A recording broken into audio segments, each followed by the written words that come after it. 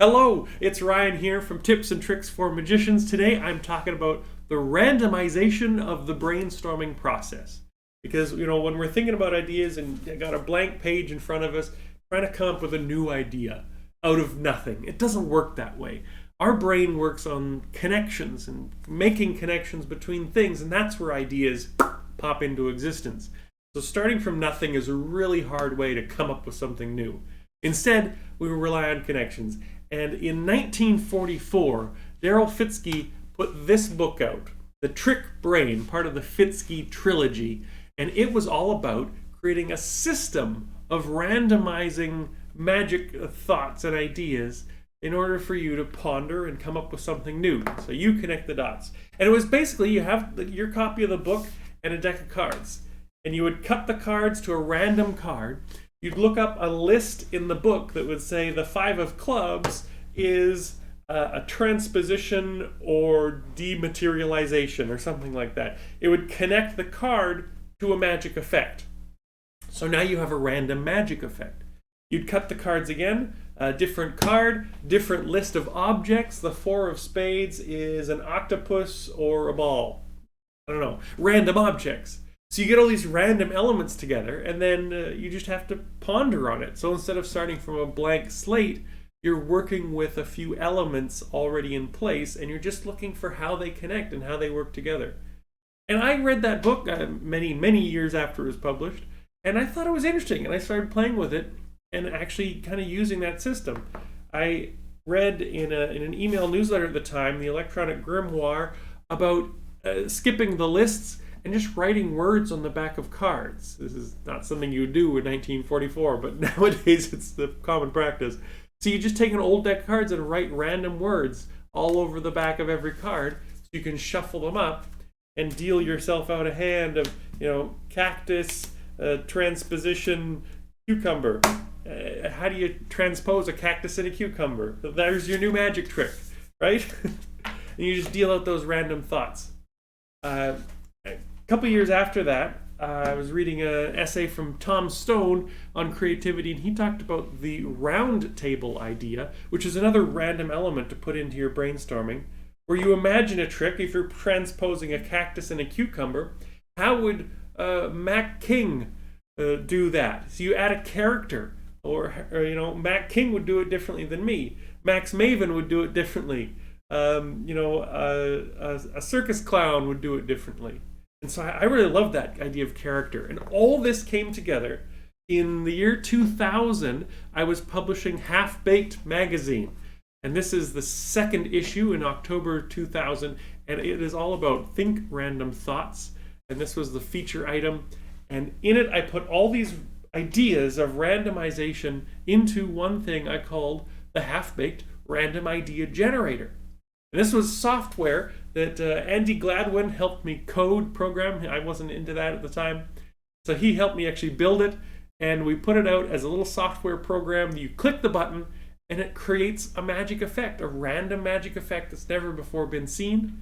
And you have to sit there and ponder and find the connections to something that might work out.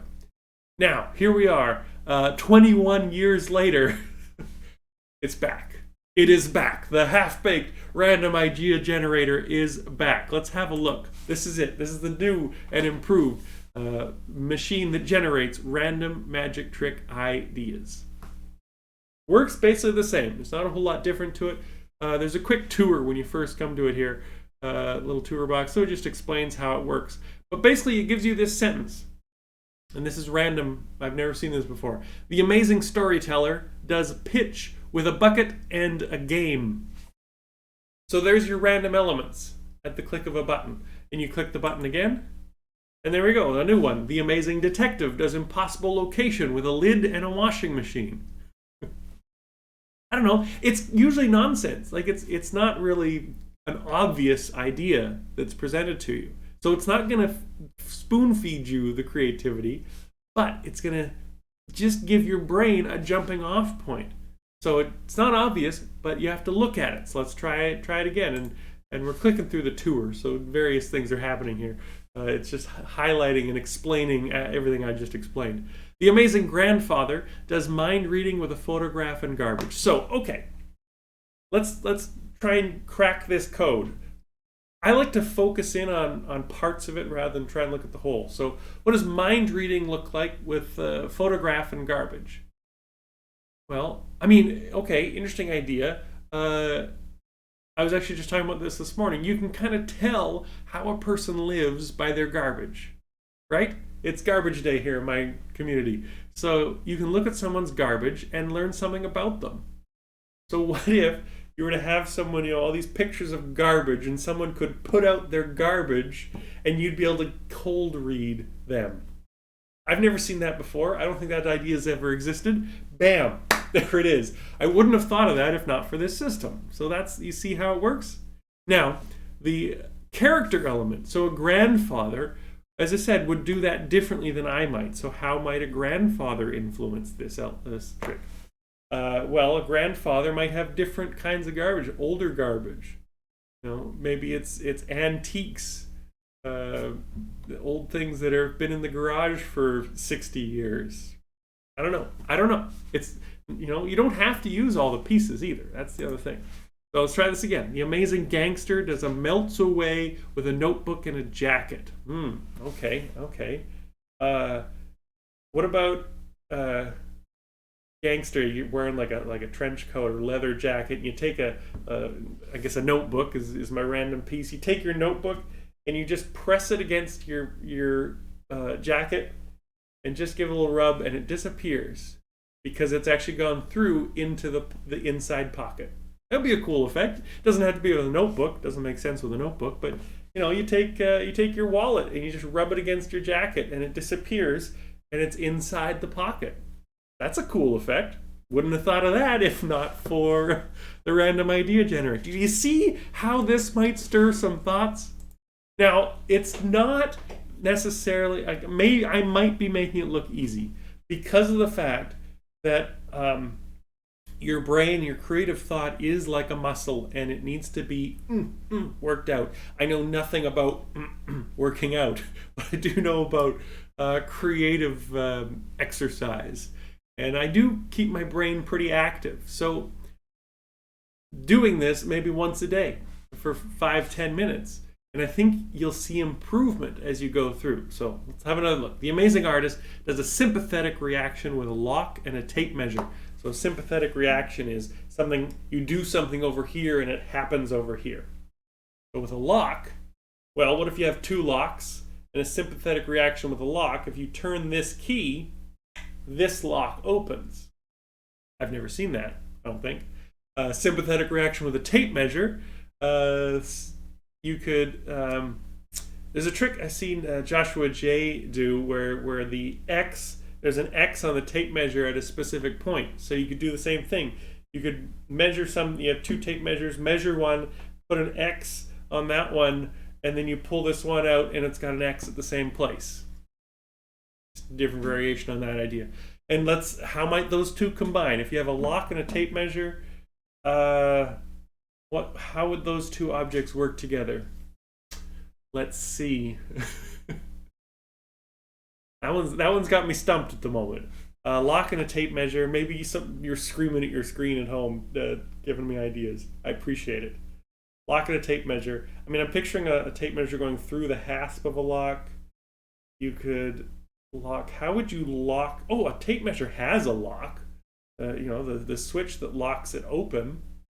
So, how about that? You have a tape measure, you pull it out, you lock it, you have an actual keyed lock, you turn the key, and the tape measure goes and recoils.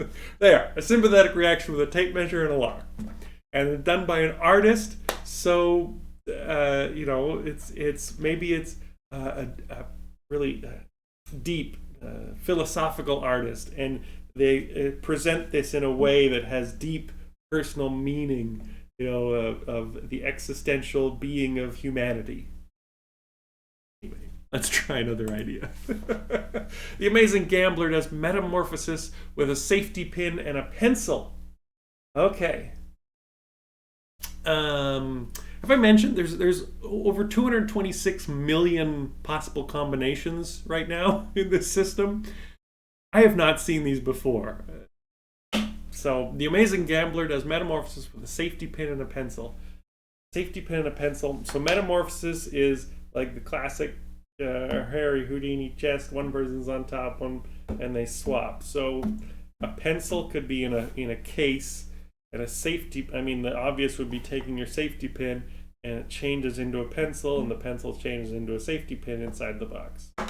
Doesn't make a lot of sense.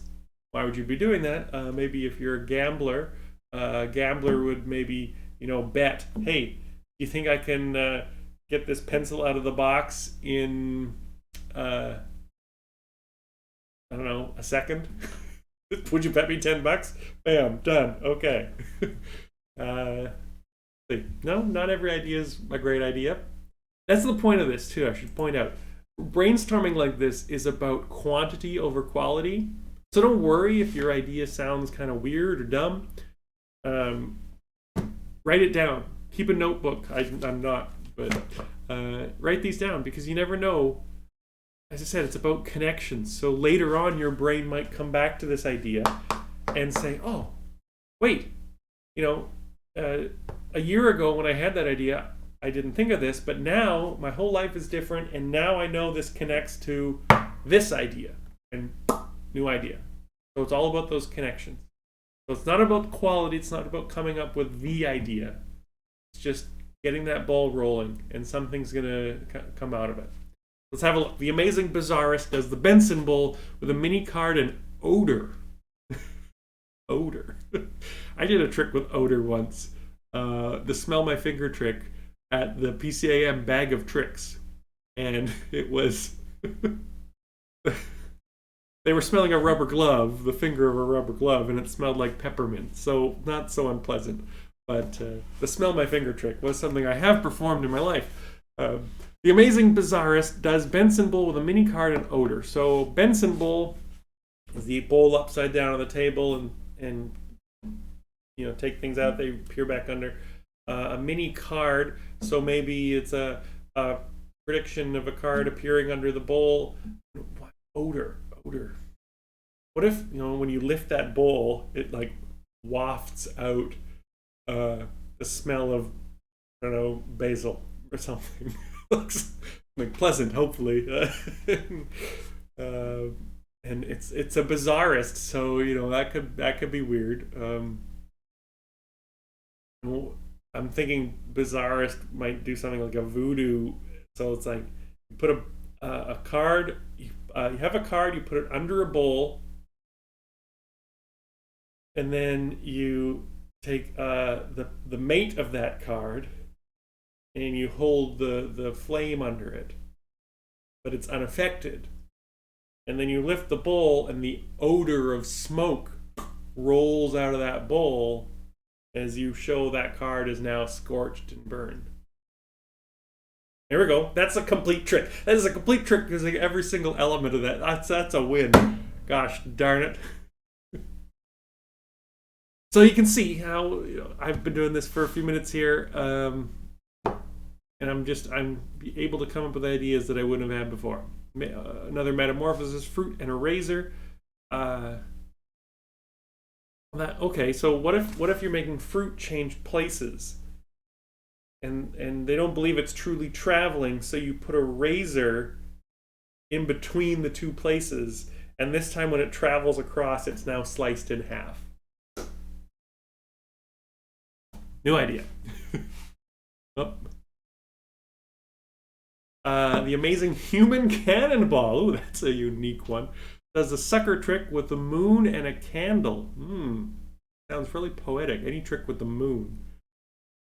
But it's a sucker trick. Interesting. The moon and a candle.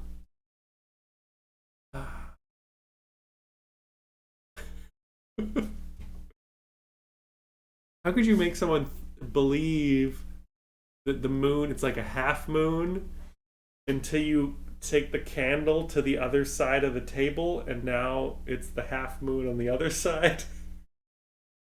Aha, sucker! The amazing con artist does cups and balls with a sun now. Oh my goodness. The sun and an oven. Well, the sun is a bit of an oven on most days. The amazing con artist does cups and balls. Oh, okay. Hey, here's an idea. See, and sometimes it's a lateral move. What if you could do cups and balls with something warm?